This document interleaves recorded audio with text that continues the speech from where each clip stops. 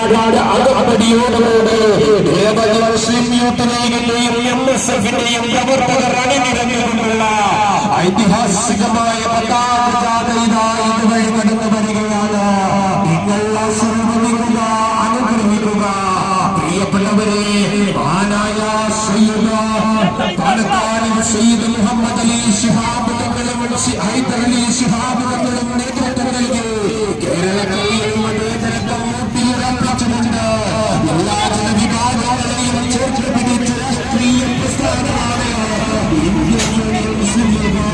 മുസ്ലിം ലീഗിന്റെ യുവജനവിഭാഗമാണ്